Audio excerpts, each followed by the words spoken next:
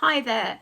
So today, as I promised in my last video, I'm going to look at the other book I found while I was clearing out my bookshelf, and it's an 1875 bound edition of Punch magazine. I'll have a look at that in a minute and have a look at some facts about Punch magazine. But first of all, I just want to thank all my subscribers because I've just reached the milestone of 100. Not very much in YouTube terms, but for me it's a really big milestone. So thank you very much, and keep watching, keep subscribing. So anyway, as I said, I have this bound copy. It's bound like this. It's a little bit fragile. It's from a whole year of 1875, bound up in one copy.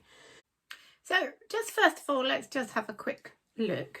Of course, Punch was a satirical and humorous magazine, full of political articles, social articles, poems, jokes, humour, cartoons, and you can see one of the Prime Minister at the time was Benjamin Disraeli, so of course there are lots of cartoons of Benjamin Disraeli, as you can see there.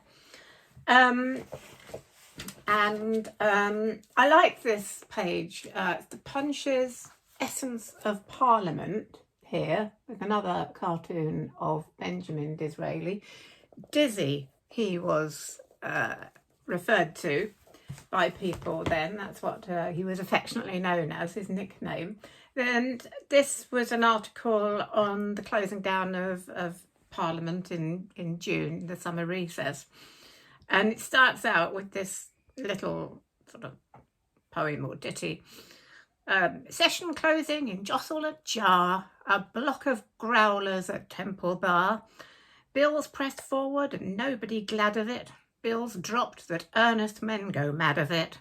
Hunting with hounds and running with hare, the best fight a cross fight everywhere. Till Benjamin's mess, swelling more and more, threatens the Parliament pot to boil o'er.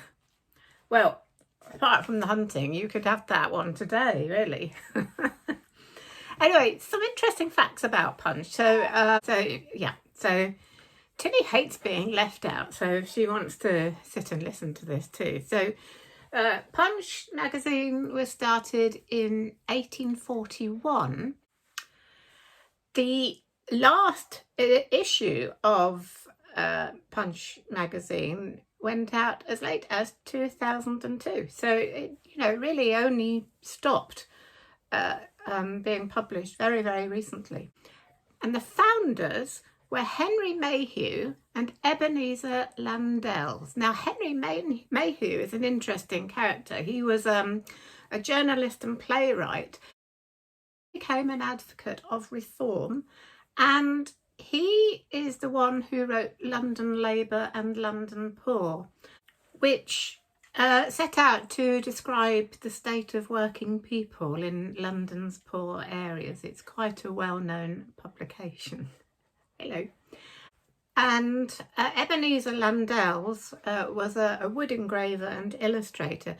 Now, another interesting illustrator who worked on Punch magazine was John Tenniel, who some of you may know was well known for illustrating Alice's Adventures in Wonderland, and did those really iconic illustrations of that book.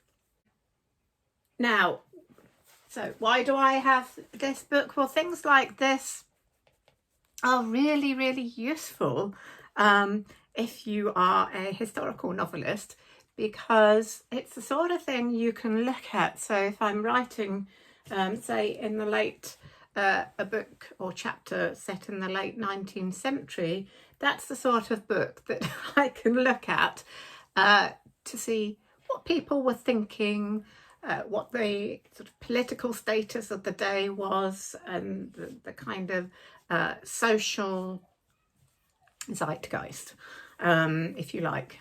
So this kind of thing is very useful for me, and no till you can't lick the cover. Do you know, I have found that dogs love licking old books. I think it must be the glue that they used. I had a first edition book of something that my previous dog completely ruined by chewing the cover off. Yeah. So keep dogs away from secondhand books, basically. So anyway, I hope you enjoyed that. If you know anything else about Punch magazine that you might want to comment on, then please feel free to do so. And I will see you again soon. Bye for now.